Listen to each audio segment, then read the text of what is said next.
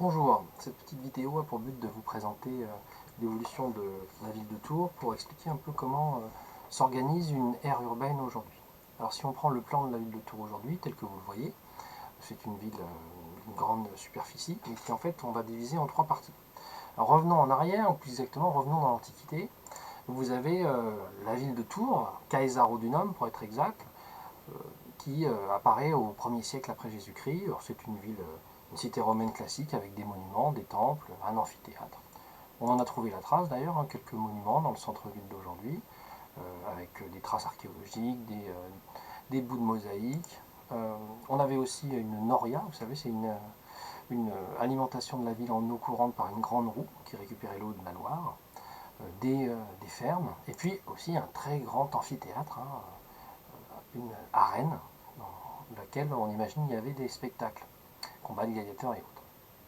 On sait aussi qu'au IVe siècle, la ville va être réduite à cause des invasions germaniques et qu'en fait les habitants vont se regrouper autour de l'amphithéâtre en formant des murailles.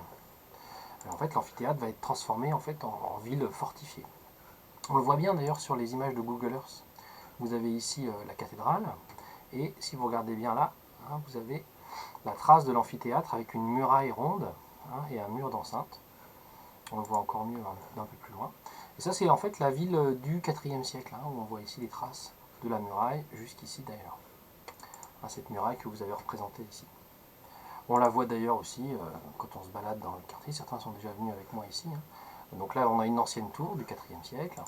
Et à côté de la cathédrale, vous en avez une, hein, assez nette d'ailleurs, que vous connaissez peut-être.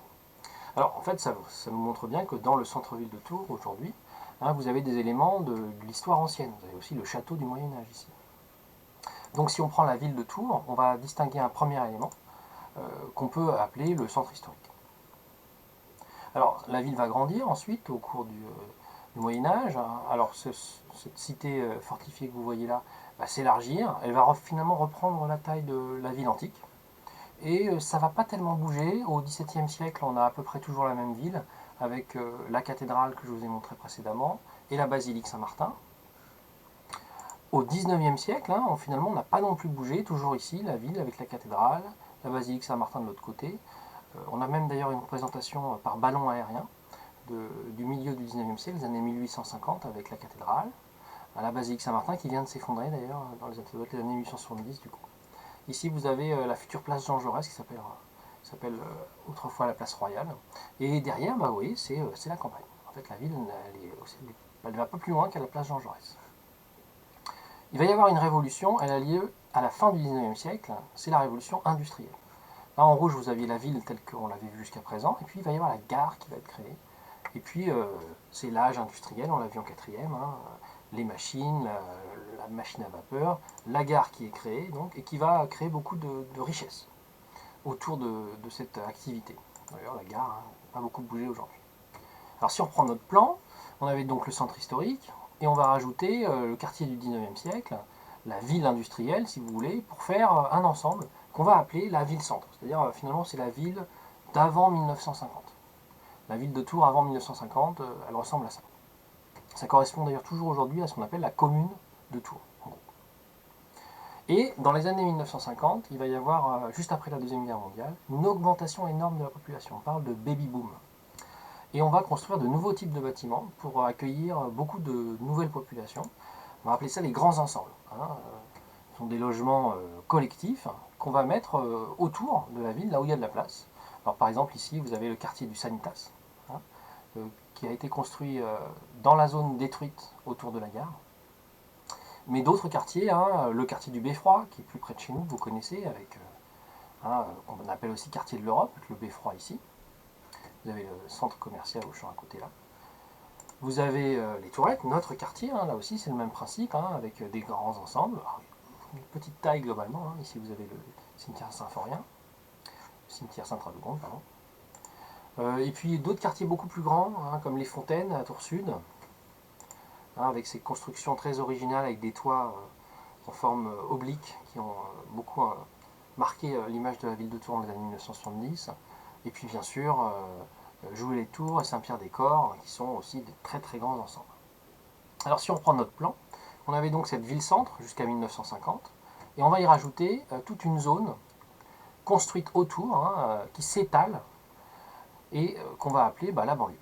La banlieue. Et cette banlieue a une particularité, c'est qu'elle va absorber toutes les petites communes qui étaient à côté, donc Saint-Cyr-ce-Loire, Saint-Pierre-des-Corps, La Riche, Saint-Avertin, Chambray-les-Tours, Joué-les-Tours, qui étaient autrefois des villages indépendants, et qui, par l'extension du tissu urbain, vont, vont être intégrés à la ville. Et donc d'ailleurs on va parler à ce moment-là d'une agglomération. Cette zone en bleu que vous voyez là, c'est une zone de tissu urbain continu qui dépasse la commune de Tours et qu'on va appeler l'agglomération de Tours. Et là on assiste à un premier phénomène très important, c'est ce qu'on appelle l'étalement urbain. La ville s'étale parce que la population augmente. Mais c'est pas fini. Alors à partir des années 1990, cet étalement urbain, ces banlieues, avec ces grands ensembles, ne satisfont plus les populations, beaucoup de problèmes. Déjà les grands ensembles sont pas toujours bien construits, il va y avoir des problèmes d'insécurité, et en fait les populations veulent de plus en plus une situation où ils cherchent du confort, le retour à la campagne. Et si on prend notre quartier, Tours Nord, alors vous avez repéré peut-être où on est, nous le collège est juste là, vous avez la zone industrielle là, et puis plus loin vers Tours Nord, vous avez une zone rurale, la campagne, c'est-à-dire une zone où il n'y a plus de tissu urbain, où il y a des champs. Et donc on va voir que de plus en plus de populations dans les années 1990 cherchent à construire en dehors de la ville. Ils vont aller chercher dans ces petits villages autour des terrains qui ne seront pas très chers, puisque dans la ville c'est quand même assez cher. Et on va donc par exemple trouver une zone comme Notre-Dame-d'Oé, qui est juste à la sortie de la zone industrielle de Tours Nord. Et alors Notre-Dame-d'Oé, voilà, ça ressemble un peu à la campagne, c'est très verdoyant. Et puis on va y construire plein de petites résidences. Ce sont des maisons individuelles avec jardin qui se construisent autour de petits villages anciens, comme vous avez ici, celui de Notre-Dame-d'Oé, qui ont formé des lotissements entiers de maisons neuves, comme ici, à côté là, de la salle Oesia, celle où on fait le spectacle du collège. Alors on peut continuer encore plus loin, là vous avez Notre-Dame-d'Oé, si on s'éloigne encore un peu, on arrive à Chanceau-sur-Choisy, que beaucoup d'entre vous connaissent. Et Chanceau-sur-Choisy, même chose, donc au départ un petit village ancien, vous avez des bâtiments qui datent d'avant 1950, et puis autour des résidences, des lotissements de maisons individuelles, qui vont s'étaler avec des équipements bien sûr comme le super. Et donc là on arrive dans une zone qu'on appelle la zone périurbaine. C'est plus la banlieue, c'est plus les grands ensembles, c'est une zone de lotissement individuel, un peu plus loin dans la campagne, mais en fait qui a une particularité, c'est que les gens qui y vivent en fait travaillent en ville. Ils prennent leur voiture tous les jours, ils prennent les grands axes comme le rond-point ici de Chanceau pour aller par la nationale jusqu'à Tours. Donc si on reprend notre carte, nous avions donc la ville-centre, la banlieue qui formait l'agglomération. Eh bien on va rajouter autour, dans les petites communes, Notre-Dame-d'Oé ou Chanceau. Alors ça ce sont celles de notre quartier, mais on pourrait citer Monet ici, ou Mettray. On pourrait citer du côté est Vouvray ou Montlouis, du côté sud-est Véretz, Montbazon au sud, Ballon-Miré à l'ouest. Et donc toutes ces régions-là font partie de ce qu'on appelle en fait le périurbain, la zone périurbaine. Donc vous voyez qu'ils sont là pour le coup séparés de l'agglomération, mais les gens prennent leur voiture pour aller jusque dans l'agglomération pour travailler. Et ça s'appelle donc la zone périurbaine. Et on constate encore une fois ce qu'on appelle l'étalement urbain. Et cet ensemble va former l'ensemble de la population de Tours. Non seulement les gens qui vivent dans la ville de Tours, la commune, les gens qui vivent dans l'agglomération, et les gens qui vivent dans en fait, l'aire urbaine, c'est-à-dire l'aire où la ville influence. Puisqu'en fait, toutes ces communes ont une particularité, c'est que plus de 40% des gens qui y vivent travaillent dans l'agglomération de Tours. C'est ça qui fait qu'on fixe la limite de l'aire urbaine. Au-delà, les gens qui habitent au-delà de l'aire urbaine, il y a moins de 40% de gens qui travaillent à Tours. Donc l'aire urbaine de Tours, c'est ça. La ville-centre, plus la banlieue, plus la zone périurbaine. Si on regarde les chiffres, ça change tout aussi. Si vous prenez la commune de Tours, c'est 130 000 habitants. Si vous prenez l'agglomération de Tours, donc c'est-à-dire toute la zone du tissu urbain, on a l'impression d'être toujours dans la ville sans en sortir, c'est 300 000 habitants.